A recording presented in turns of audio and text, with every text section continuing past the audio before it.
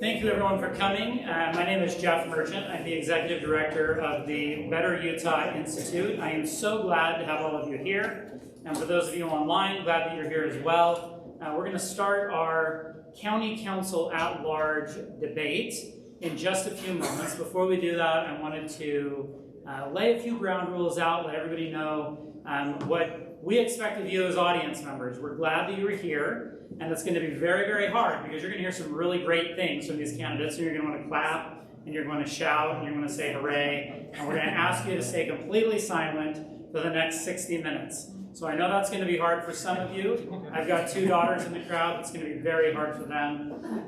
But I would ask you to just be quiet until the end of the debate. You will have plenty of time to clap, shake hands, congratulate people. But for the time that we're on the debate, please just stay quiet, particularly for those people online. It does kind of cut into the sound for them. The other rule that we have, only one other, which is if you do have to leave, we ask that you try and stay seated. If you do have to get up and leave for any reason, we would ask that you go to the back of the room. There is a door back there. Don't come forward, only go back. That will be really helpful for us. And then finally, we would ask that you silence your cell phone if you've got one. You don't have to turn it off, but just keep it silent so that there isn't any disruption during the time of the debate. With that, I'm going to turn the time over to Saige Miller, who is a reporter with KUER here in Salt Lake, and we'll turn the time over to you. Thank you.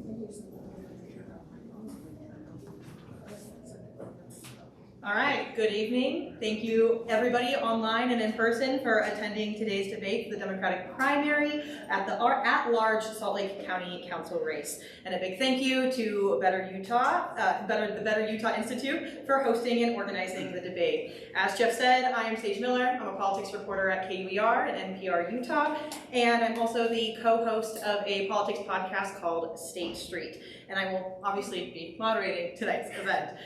With us tonight are the 2 Democratic at-large Salt Lake County Council candidates, Natalie Pinkney, who is a current South Salt Lake County Council member, and Dustin Gettel, who is a current Midvale County Council member. Thank you for participating.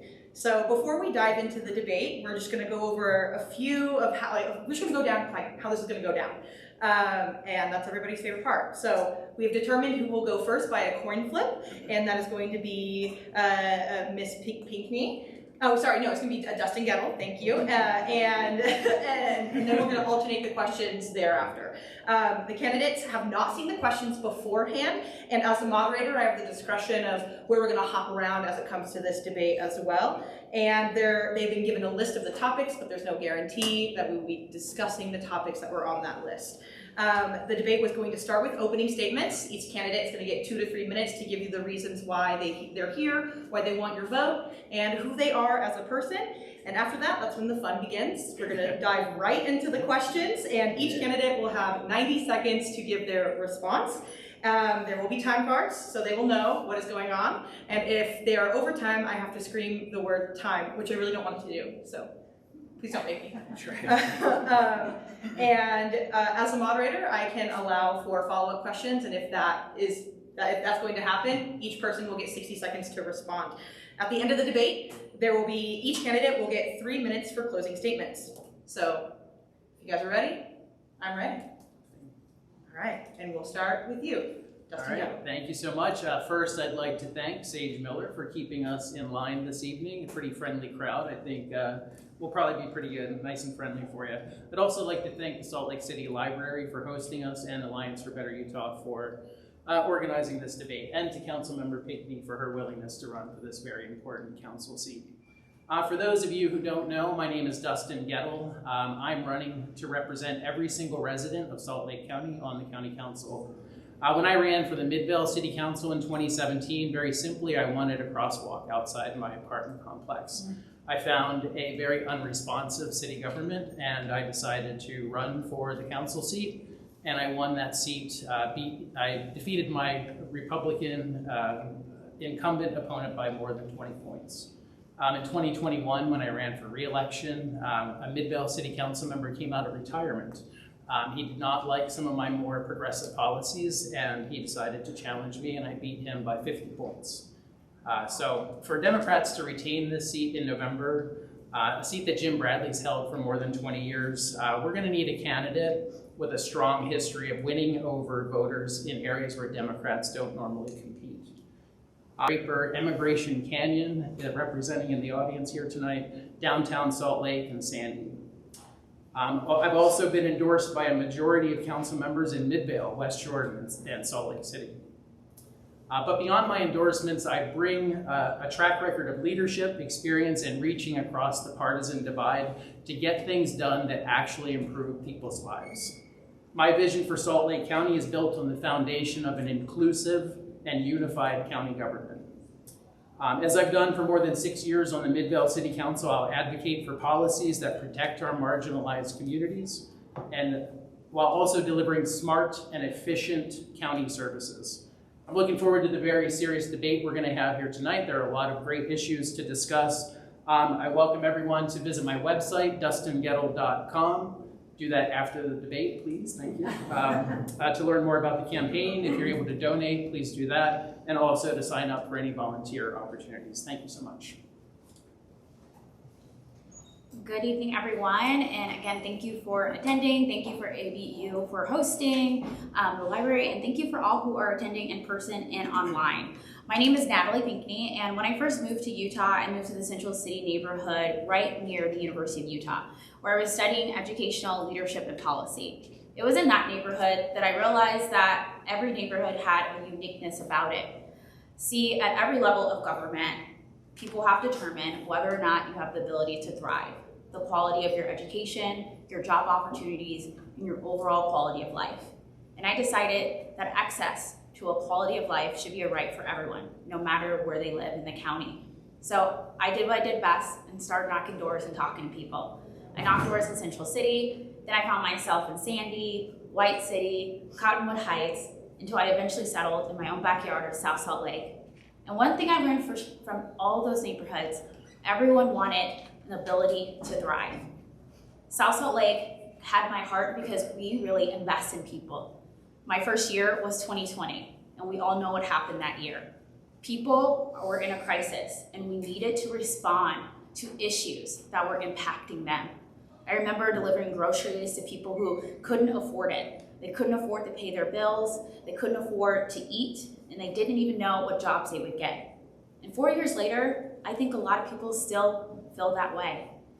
In the midst of that chaos in 2020, when I was elected, I passed a financial empowerment center with Mountain America Credit Union, aimed at helping with generational poverty, small business, and affordable housing. Affordable housing is another pillar and an important issue that I'm running on because people don't feel like they can live. We all want a brighter community and a greener future. Public transportation, accessible sidewalks, the ability to breathe the air, and feeling like our elected officials are listening to us. This is a pivotal moment that we're at. The Salt Lake County has been used as a weapon to divide us, to make us angry, and to make us feel like we don't belong. It's time that we have someone who's not afraid to stand up and speak up. That was actually my motto when I first ran in South Salt Lake, and I won by 60%. I was a little bit of a fireball, and I continued to stand up and speak up. And then I got reelected by 70%. Because I advocate and I turn that into real solutions that help people. We don't want the dark future, we can have a bold one. But that only happens if we take bold action. And again, I'm Natalie Pinkney, and thank you so much for being here. Thank you both for those answers. We're gonna hop right into the questions, and we're gonna start with one that's getting all the glitz and glam. So a National Hockey League team is officially coming to Utah. And during this year's legislative session, the Utah legislature passed a framework to revitalize downtown. The Smith Entertainment Group has proposed 4 blocks in downtown Salt Lake City to be designed as a sports and entertainment district. But how do you see the county's role in these development plans? Pinkney, we'll start with you. We all want a thriving downtown, right? We've heard criticism from both sides, but a downtown that brings a dynamic economy includes both arts and culture and sports and eating and drinking and shopping, all of those things. I think it's important that as we're talking about developing Salt Lake City that we preserve Abravanel Hall. I know there's a lot of controversy from the city, but I believe that we have to listen to the constituents and they want this to be a part of it. From my understanding, we're really new in these conversations with the Smith Entertainment Group, and a lot of people don't know what's coming down the pipeline, but I do stand with what Mayor Mendenhall and Wilson have said, which is about keeping Abravanel Hall, but wanting to make sure that we do have a dynamic downtown where everyone can thrive and we can be successful. Dustin. So yeah, many Salt Lake County residents were understandably pretty excited when we heard the news that we were getting an NHL team next year. I know I might not look like it, but I'm a sports guy. Hockey is not one of the sports that really interests me, but to each their own. There's no doubt that a professional hockey team is going to bring a lot of revenue to the state of Utah, to Salt Lake City, to Salt Lake County. But we need to be very careful that any redevelopment plan in this area doesn't make our issue of homelessness in the area worse. We also need to make sure that even increasing sales tax, which is one of the proposals, just by 0.5% sounds minuscule to a lot of people, but for a lot of working families, that can make all the difference. That's like, do we go to the grocery store tonight or not? So we need to be very careful. And I don't support any sort of entertainment district that moves Abravanel Hall from its current footprint. And I think that's an issue that we need to ask every single candidate for elected office this year, their thoughts on that issue. Because, I haven't seen this type of rallying around the issue from the community in quite some time. And saving our Symphony Hall is definitely a priority of mine. Because both of you brought Abravanel Hall up, we're going to have that be our first follow-up question. So part of the redesign will impact that historic hall, and at the same time, it's been announced that Abravanel Hall will cost roughly $300 million for upgrades. Is upgrading Abravanel Hall a priority for you? And if so, would you like to rebuild it or renovate it? Dustin, we'll start with you. Great question. So I think the numbers that came out recently as far as renovating Abravanel Hall, a lot of people were kind of suspicious of the timing of that coming out. Are they, just preparing us for the eventual tearing down or moving of Abravanel Hall? So I think we need to give that issue just a little bit more time. I want to look at those numbers and see, $300 million seems like a lot of money to renovate Abravanel Hall. So even if it requires $150 million, something like that, I think it's worth it. We can't replicate that building and the acoustics in that building, for $1 billion. So I think if it takes $300 million and we can find $2 billion for gondolas and other things in the county, we can certainly find money to renovate our world famous Symphony Hall. Natalie? Yeah, great question. I know there's been a lot of conversations around this with the redevelopment. One, there's an access issue with the Abravanel Hall. It's not actually ADA accessible, but one of the concerns with the renovation is that it will impact the acoustics of the hall. So I do want it to be renovated so it could be ADA and all the necessary improvements, but I am concerned about the acoustics. I am not an expert in the symphony. I'm not gonna act like I am whatsoever. So I wanna talk to the experts on what they believe should be the best scenario. Most of the public wants to preserve Abravanel Hall, so I'm going to say we should preserve Abravanel Hall. But if $300 million means that acoustics are basically trashed, then I think maybe people will have a different play. And going back to the first question, I would love to see more public participation, right? In other states, they actually made this a public vote. Maybe we should do the same. Thank you. On that same topic of revitalizing downtown, how do you feel about raising sales tax in Salt Lake City by 0.5% to support the NHL team moving to the Delta Center? Is it a waste of taxpayer money or a worthwhile investment for the economy of our largest city and biggest county? Pinkney, we'll start with you. Yeah, great question. I really do feel like a lot of people are frustrated about the sales tax because, again, the number one issue is affordable housing. So when you hear a billionaire be getting billions of dollars in the city wanting to use billions of dollars to build, a shiny new object instead of investing that in people, I see that frustration. I do believe if this is something that the legislator and leaders want to do, then the legislator should pay for it. If we're going to increase the sales tax by 0.5%, it should be invested in the people. So I understand that way, that the frustration that folks have. not in control of that and wouldn't be in control of it on the county council because again, this is a city council issue and I do respect the leaders on the city council, but I am a big believer in the legislative branch. I'm in that in the South Salt Lake City Council and I'm wanting to be that in the county council, and that job description says that I should listen to the people, and that's what I'm doing. Thank you. Dustin?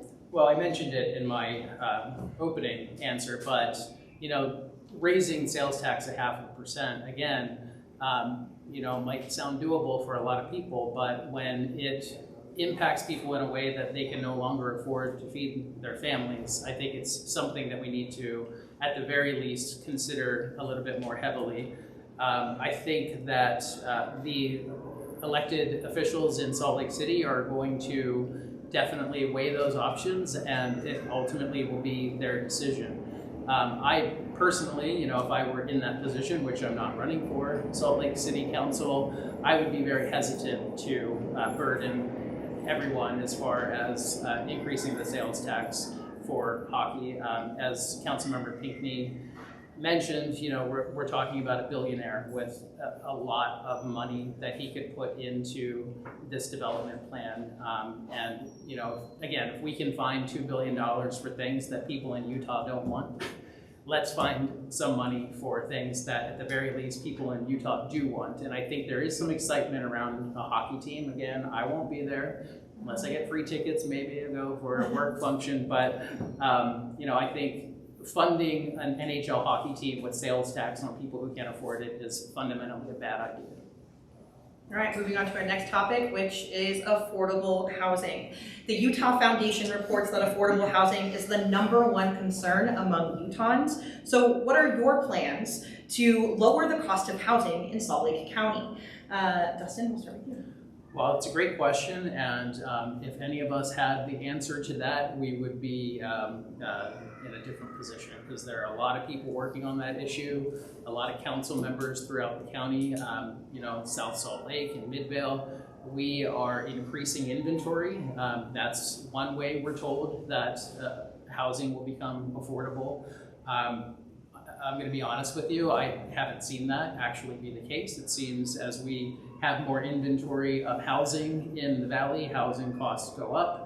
And especially apartment communities charge the same, it's like a cookie cutter, $1,400 one-bedroom apartment is going to be your minimum. And for some people that's affordable, a lot of people it's not. And then when you get into a 2-bedroom or a 3-bedroom, now you're talking San Francisco prices in some areas. So we need to do what we can to lower the cost of housing in Salt Lake County and in the state as a whole. We all know that. So some of the ways that we've actually had affordable housing developments in Midvale is we've incentivized developers, and we work with developers who care about affordable housing. They're out there. It might seem like they're not, but they're out there, and we need to continue to work with them. And Natalie? Yes, great question, and something that I actually have been advocating with on South Salt Lake. When it comes to housing, we have to make it a priority, and the solution is to actually increase the supply. I had an opportunity to sit in on 2 classes with Dr. Andrea Gout. She's a PhD studying affordable housing at the University of Utah. So I spoke with her about what exactly we do with this crisis and told her I wanted to audit her class. She told me to only come to the first 2 classes because that's all it would take to get the answer. The first class, she made it simple. Build, build, build, build, build. We have to build, we have to make sure that we have the diversity of that with all incomes. Now, when it comes to does that decrease the home costs? It does actually. In Austin, they increase the supply of housing and decrease the the overall cost of housing went down by 20%. So we do have evidence that if we build more, it can come. The way we do that will have to be really dynamic. We have to have private-public partnerships, something that we're exploring in South Salt Lake. We have a housing manager, and we've talked with people about what's called a leasing agreement that you can do with developers to make sure it's affordable. Right now, developers don't want to build beyond a studio or a 1-bedroom because it's really not affordable for them. There's no profit gain. So the city has to step in with those incentives. We have to make sure that we are also protecting people with that. In addition, because I only have 15 seconds, because I can name and go on this forever, because like I said, I've been really focused on that. Dynamic increases, and also cities and counties should buy land build it and then sell it to the people. So there are a lot of ways that we can do affordable housing. We have to be experimental. We have to reach out to partners who are doing it, and we can help with affordable housing. Thank you. Thank you. So with that topic, what kind of housing do you believe is missing, and how do you believe the county council could fill that gap? Natalie, we'll start with you.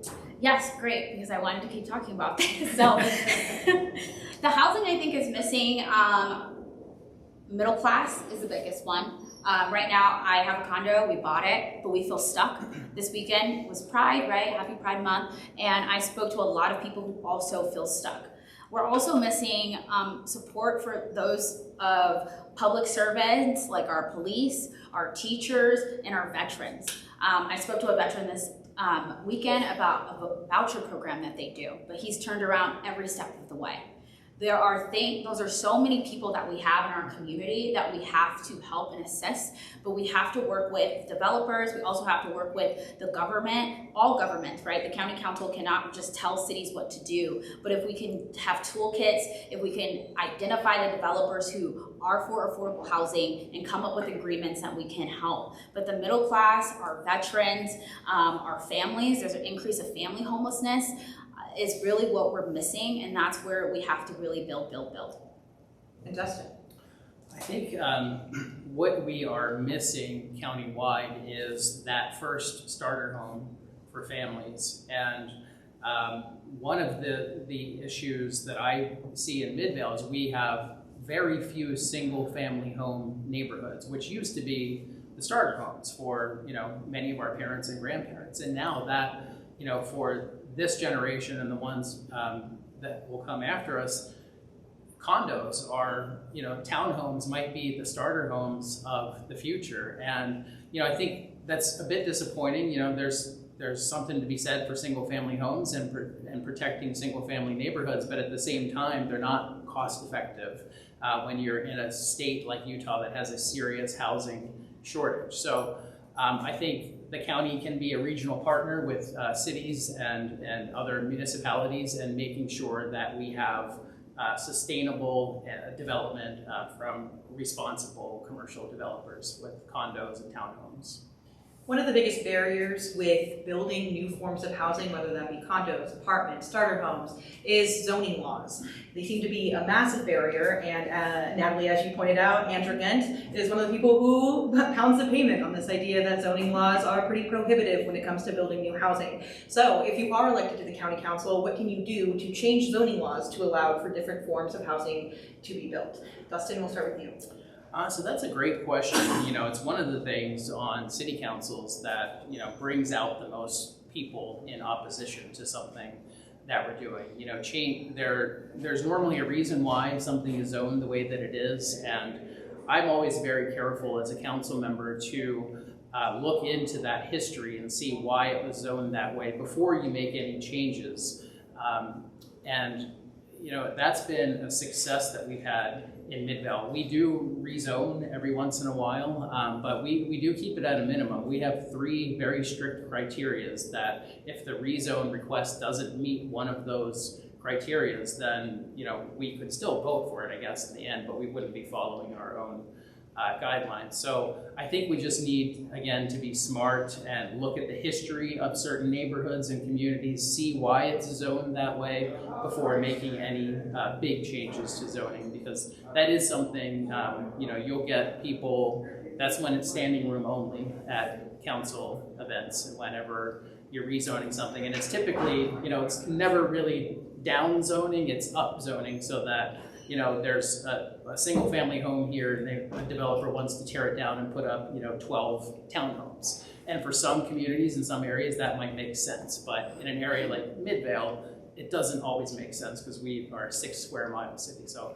we just have to be responsible as elected officials. Thank you. Natalie?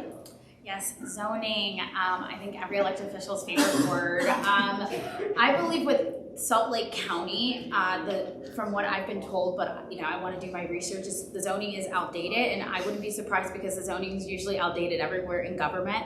And it's something that we really need to look at. On South Salt Lake, I really advocate for mixed use zoning, so both the ability to have commercial and residential. Not saying that's going to be appropriate for every single place. People get really afraid with density, and if that's going to come right next to their single family home.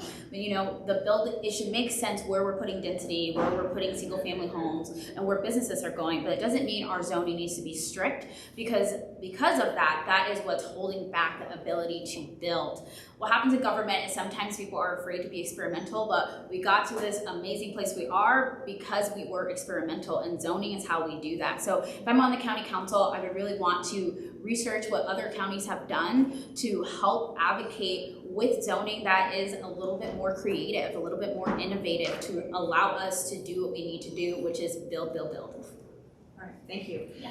Moving on to the topic of transportation. The Salt Lake County Department of Regional Development estimates 51% of the population is interested in riding their bike, but have safety concerns doing so.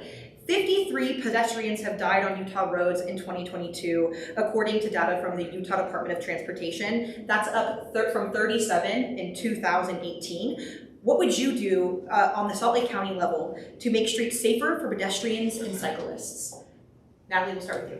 Yes, great question. Pedestrian safety is really important for me, and it's been important in South Salt Lake as we've also dealt with pedestrian deaths. And from that experience, I've learned that we need to improve our streets with street calming measures, not just speed bumps. When people hear street calming, they just think about speed bumps. We can also narrow the road. We can have protected bike lanes throughout the county. We can also need to improve our sidewalks with accessibility too. There are a lot of wheelchair users who also have safety and don't feel safe on our streets, or have to use our streets actually because the sidewalk is actually broken, and then they have to then veer onto the street. So on the county council, I would love to improve those issues and also work with other cities, because the county is only in charge of some streets and some sidewalks, which is a fun game to play. So while the county can help with that, it doesn't help the overall issue. So what are the gaps that we can do to reach out to cities to make sure that they can also have protected bike lanes? Because it can be really, really expensive for cities, especially like South Salt Lake, when we're trying to do these infrastructure projects. So that's what I would like to invest in and really see a big infrastructure change, especially on State Street. That's where you enter South Salt Lake. A lot of people enter that corridor, and there's a lot of safety, a lot of unsafe pedestrians that I've chatted with in South Salt Lake, as well as around the county as well. Thank you. Thank you. And Dustin? Just to add to that, State Street pretty much goes through the entire county from one end to the other. So it's also the most dangerous street for pedestrians, for bicyclists. In fact, I wouldn't even recommend it in most areas. So I think that should be an area of intense focus, is State Street and other streets like it, that are large and go through multiple communities. That's where the county council can be very effective, because in Midvale and in South Salt Lake, we are so immersed in what we're doing for our own cities that it's hard, once a boundary ends and that's Sandy. So, we're only responsible up to here. So that's where I think the county can come in as a regional partner and talk to different cities about different ideas, traffic calming measures that Councilmember Pinkney mentioned as well. But another thing, a very easy solution to this is, the biggest threat to pedestrians are distracted drivers. So let's stop with the distracted driving. Let's all make that pact here today. It's easy to pick up your phone once in a while, but also just encouraging more public transportation. That gets people out of cars. That gets people, doesn't give them the ability to be a distracted driver. So I think putting more money into that as well is a good solution. On the same topic of transportation, air quality, because the two go hand in hand. Envision Utah reports that 55% of air pollution in Utah is created by vehicles. What would you do to help reduce vehicle emissions on Salt Lake County roads? Forgot who just went first. Dustin. I think this one's mine. Yes, Dustin. Sorry. So transportation is one of my favorite topics. I'm a public transportation nerd, and I carried that proudly. So I think, again, being a regional authority is what the county council can be most effective on this issue. And we need to work with UTA and UDOT. We need to make public transportation more affordable, more accessible, and we need to improve connections, especially when you're traveling north to south, east to west. It's pretty easy to get around downtown Salt Lake sometimes whenever, you know, there wasn't a festival the day before and we have to park several blocks away. But, you know, I think we just need to work on we have transportation deserts in Salt Lake County where it's next to impossible to take public transportation. West Valley City, some areas of West Valley City, West Shore, Taylorsville, Kearns in the South Valley.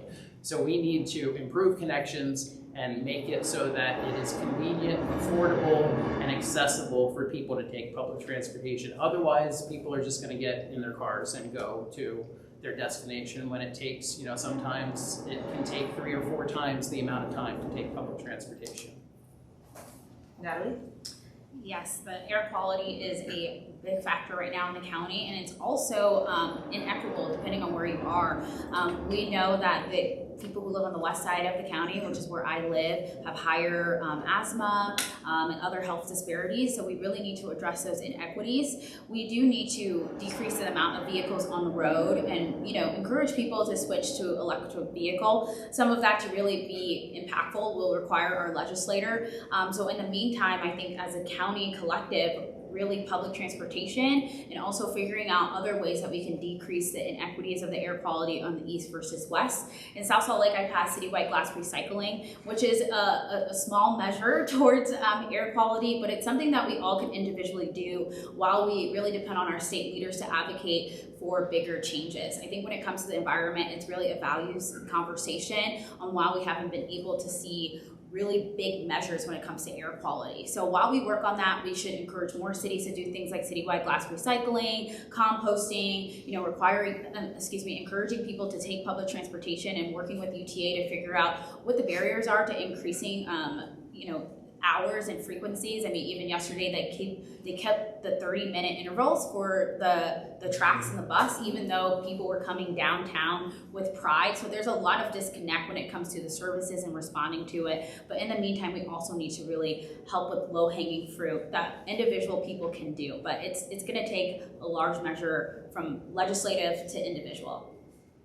A follow-up question to that. The air that Salt Lake County residents breathe is not equal. The west side of the county has some of the worst air quality the state has to offer, and that's only going to be exacerbated by the dust storms, partly because of the proximity those spaces are to the ailing Great Salt Lake. How would you advocate to clean up the air in those areas that are known to be the worst? Natalie, we'll start with you. Yes, as I mentioned, I live on the west side of the county. I get in South Salt Lake, right on the border of West Valley. I get the smell every year. I'm right next to the sewage, and I've brought it up. I'm on a city council currently, and I've brought it up, and I was told, oh, it's just the sewage. So, so the first way I would address it is to continue to advocate and find other folks to do it. Again, the big issue people feel is that their government doesn't listen to them. And even sometimes you can be with those people in the government and they still don't listen, which kind of shows really a bigger problem that we have. There are folks, we know the inland port is one of the biggest reasons why we have this discrepancy, and we really need to stand up for cities on the west side. South Salt Lake is a great example of a city that just gets dumped on, and that leads to environmental issues, it leads to crime issues, and then you blame the people there and you don't do anything about it. There's no representation on the west side on the county. We don't have people of color, we don't have any west side representative, so by electing me, we will have someone who's not afraid to stand up and speak up.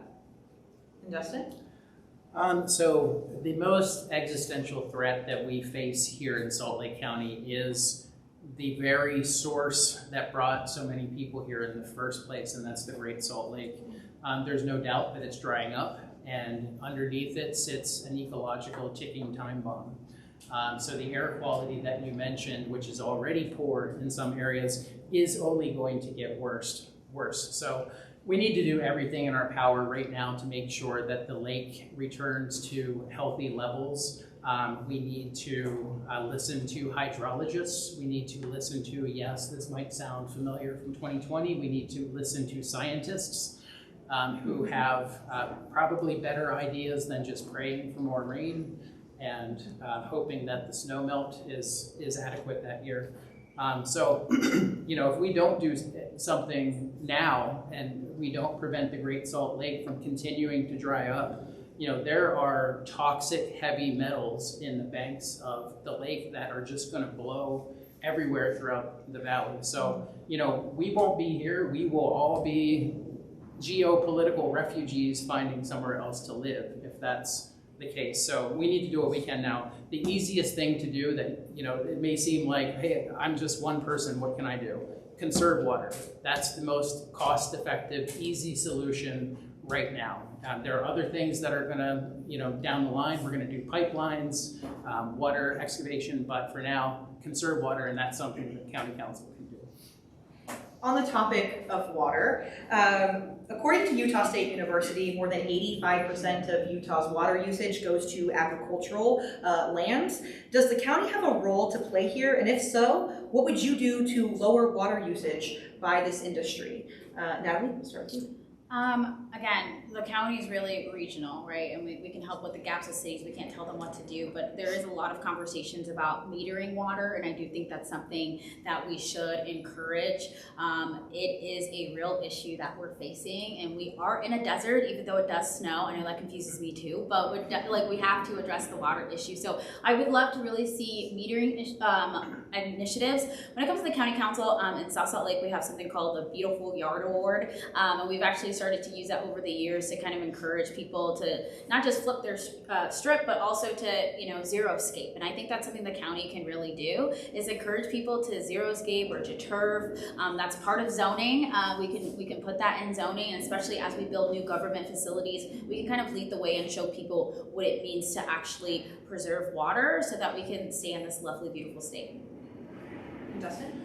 So the county council does not set any water rates throughout the county, but being, again, I use this term a lot because I think it's the core function of the county council as being a regional partner and finding the ideas that have worked in some cities and making sure every city in Salt Lake County knows of those ideas as well.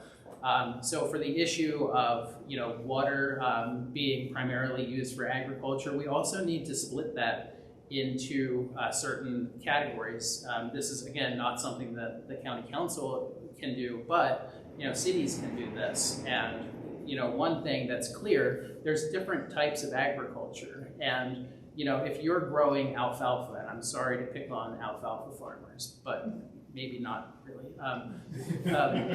There's a big difference between growing something that's not typically even used here in Utah and growing food that you feed yourself or your family or other families with. So we need to look at different water rates for those different types of agriculture. I think that's very important. If you grow food for yourself, you should not pay the same water rates as a car wash.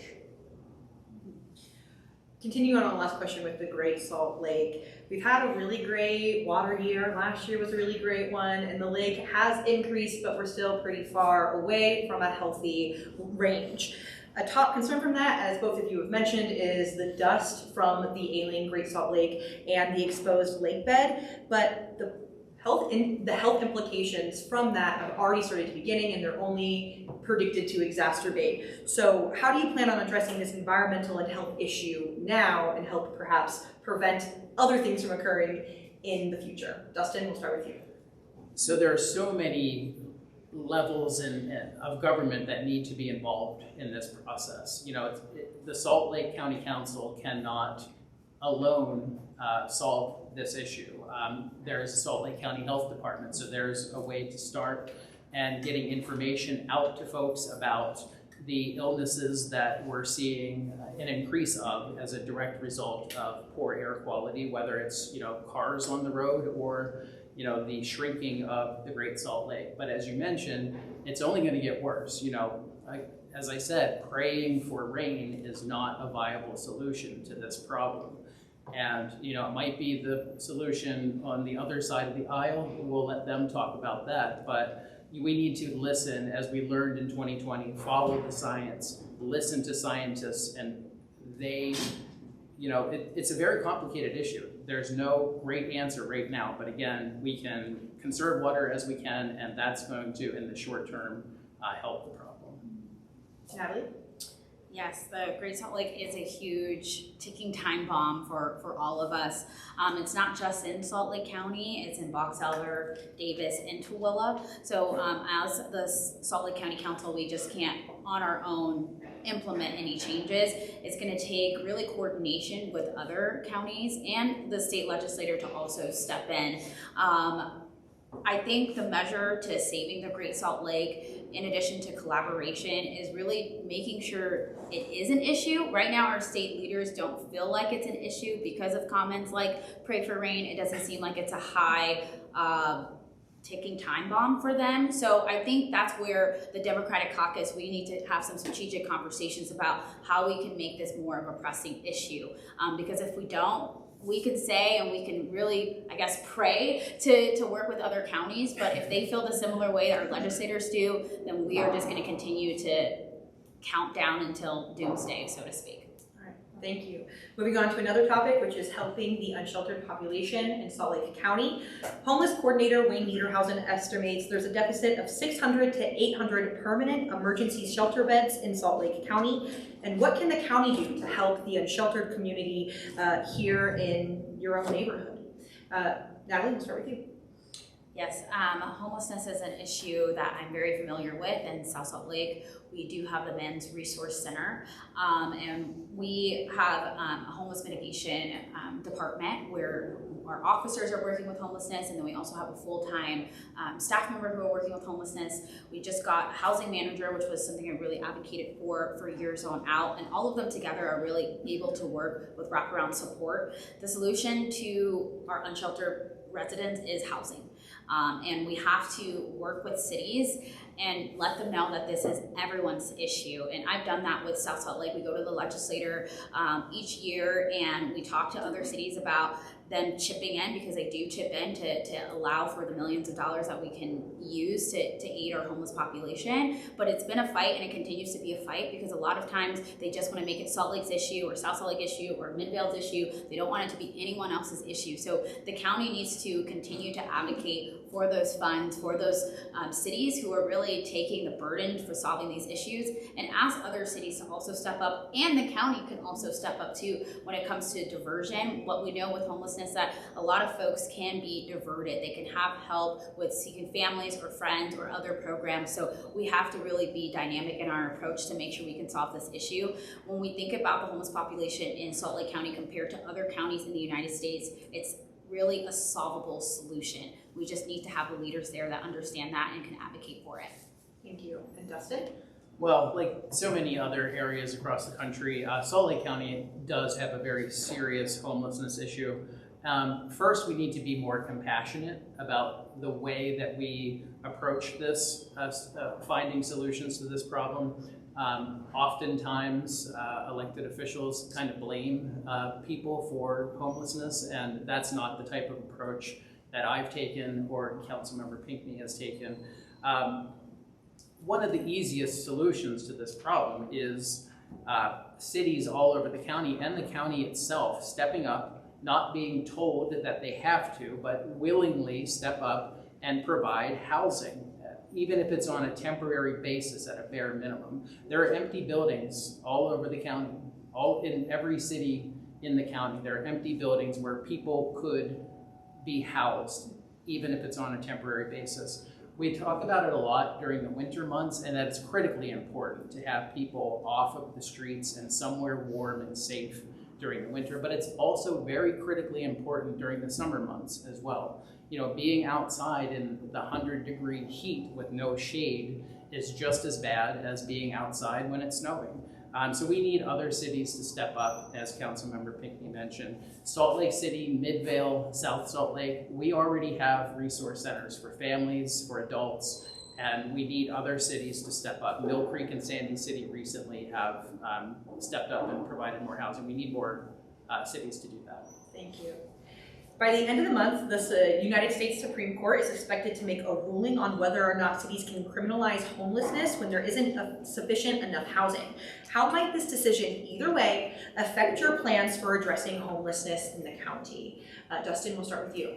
Well, that's not a question I expected, that's for sure. Same. So, trying to predict what the Supreme Court is going to do, well, I don't know. But let's say, worst case scenario, they allow the criminalization of homelessness. I mean, you know, we Democrats are, you know, we abide by those decisions when they are handed down to the Supreme Court.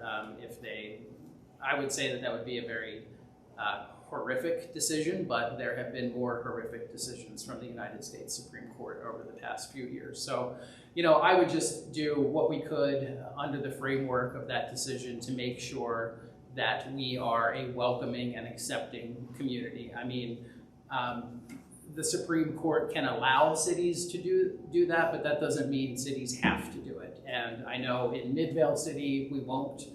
Salt Lake City won't. We might have more issues in the south end of the county. But again, from the county council perspective, we can be a good resource for other cities and just, you know, join together and make sure that, you know, just because the Supreme Court says you can do something does not mean that you have to do it. And, you know, I think criminalizing homelessness for folks who are already in a position that many of them do not want to be in, I think only exacerbates the problem, and it's just, you know, it's horrific even thinking about it, to be honest. And Natalie? I agree. I think it's a horrific take that if the Supreme Court does, I would make an economic issue right away. Criminalizing every homelessness would only increase everyone's taxes because we don't have space. So unless everyone wants to have a property tax increase or a sales tax increase, I don't think that's the best way of going about addressing homelessness. The root cause is how we should address it. You know, folks are dealing with mental health issues, addiction. You know, there's a variety of reasons, and just doing punitive action doesn't align with my values, or like Dustin said, any democratic values, and I don't think is the solution or the answer whatsoever. And if to be elected on the county council, I would really want to speak with DA Sim Gill to see what his plans are and what his office wants to do, and see what education we can have in the state. Again, when it comes to homelessness, I believe it's a values issue where people have to see themselves, right? If you believe that someone should be arrested for being homeless, then you are essentially saying that you believe you should be arrested one day for being homeless because you don't know the future. And a wise person once told me we are all one moment away from being on the street. So we all need to take that in mind, and I don't think giving the government more of an ability to arrest you and put you behind bars when we know that provides no resources, it only leads to recidivism, and it does not help in the end. It's not the way to go. Thank you. And I will say that it's a compliment when the two debaters are thrown off by a question. Moving on to our next topic of diversity, equity, and inclusion. During this year's legislative session, lawmakers passed HB 261. It prohibits programs, mandatory trainings, hiring practices in local governments and higher education under the name diversity, equity, and inclusion. How do you plan to work within the provisions of this law while still promoting what they would call success for all? Natalie, we'll start with you. Yeah, great question. I first want to say that I am fully committed to the ideas of diversity, equity, and inclusion, and don't know why it's controversial to simply say everyone should belong, because that's what those words mean, right? That we all should belong and we should all have access to that. I'm on a very diverse city council in South Salt Lake. We're made up of women of color, moms, students, you know, people of color, and I think all the time about that ability to access government and to be a leader. And if we are attacking diversity, we are basically saying that we don't want women, we don't want people who are disabled, we don't want people of color. And I don't think that's a Utah value that we all agree with.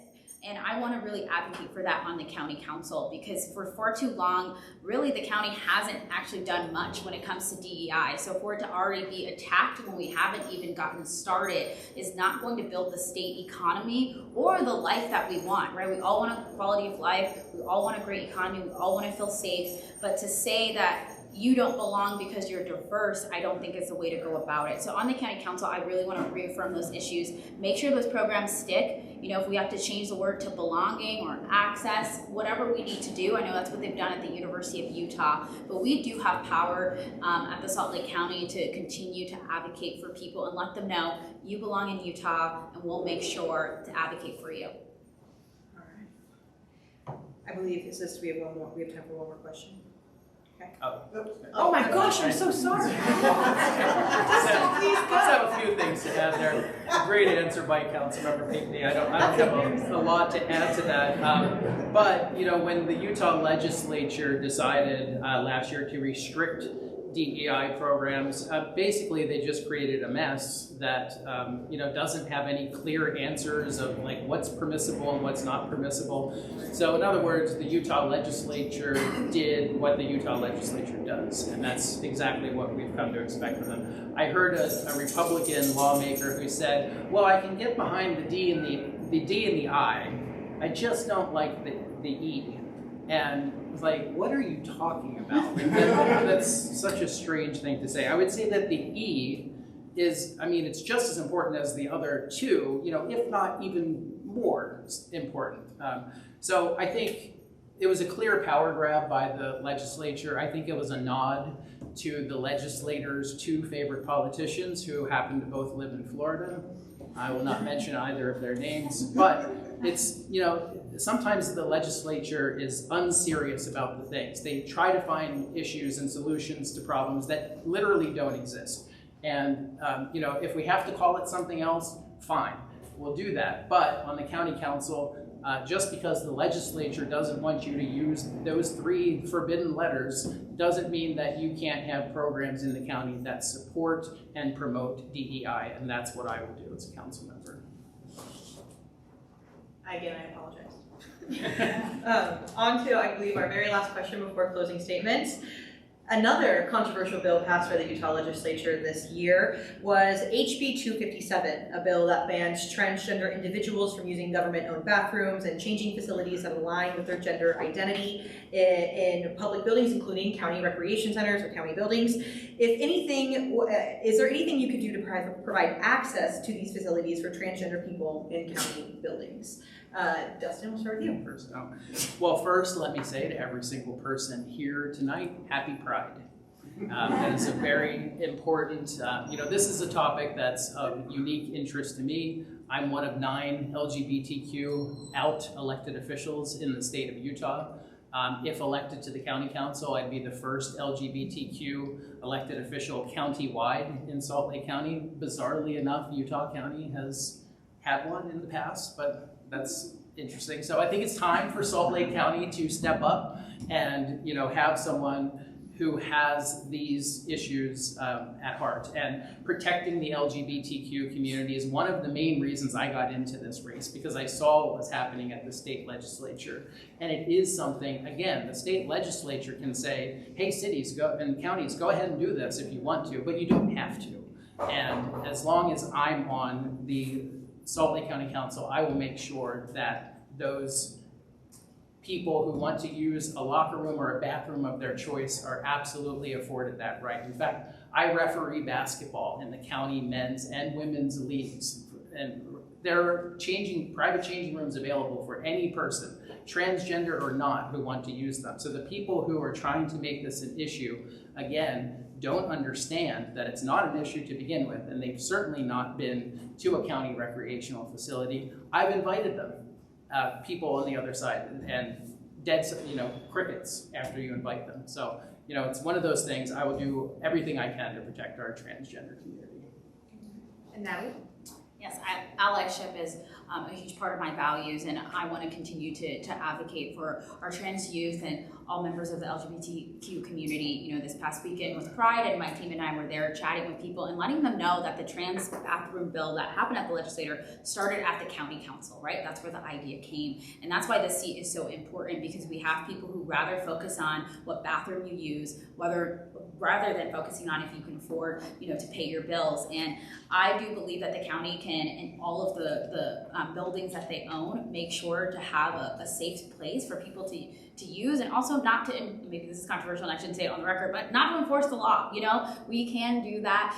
We can ignore the Utah legislator, because we are able to decide what we want to charge, what we want to arrest. We have those leaders in the county that we can talk to and advocate with, and as we build new buildings, as we have new programs, making sure that everyone feels accepted and included.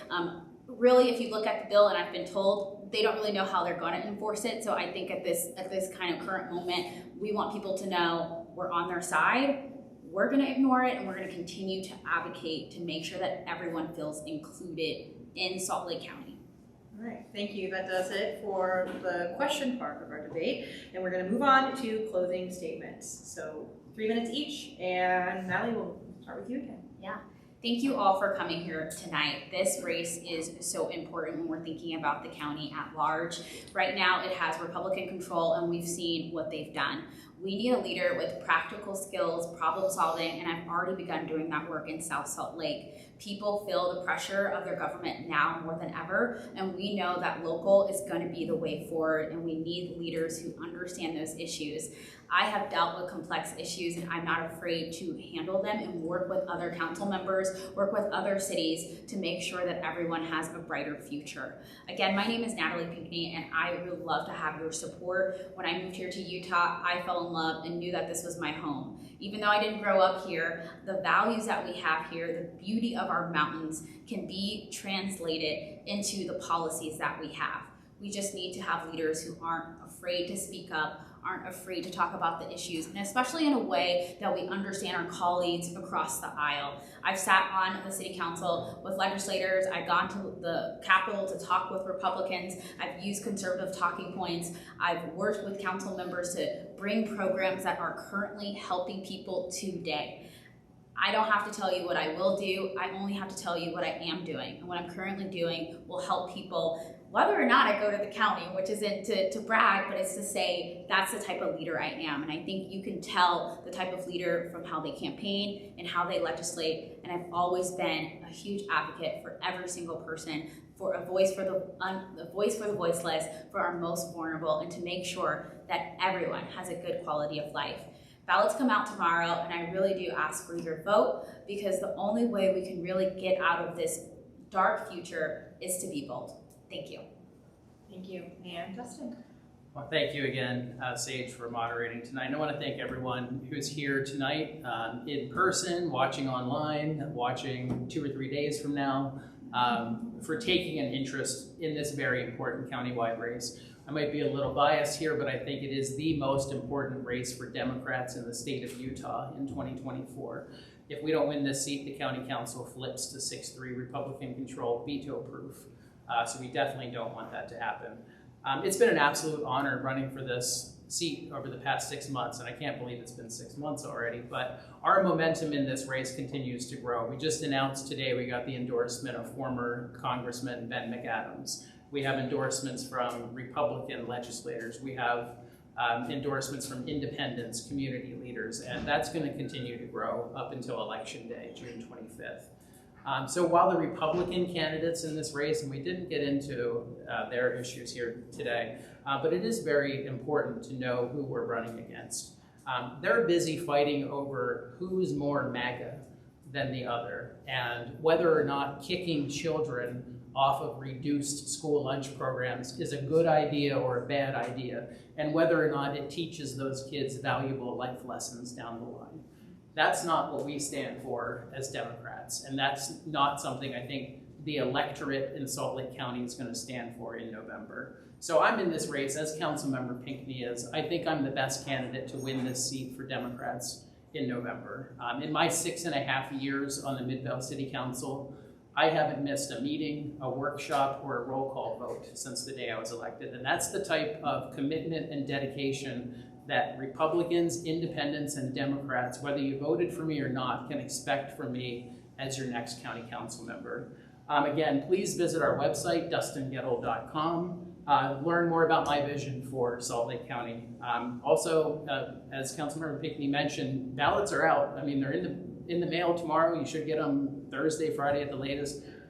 So I would love to have your vote if you're a registered Democrat, if you're a registered Republican, or an unaffiliated voter who is not very happy with the choices you have on that side, you still have 10 days to go to the county clerk's website and request a Democratic ballot.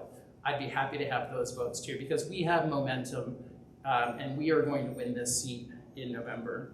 Again, my name is Dustin Gettel. I'm asking for your support in the County Council at Large seat. I will deliver this seat for Democrats in November, and I'm ready to get to work now. Thank you. That does it for the Democratic primary debate for the at-large county council race. Thank you to our candidates, Natalie Pinkney and Dustin Gettel, for participating. You guys can give a round of applause.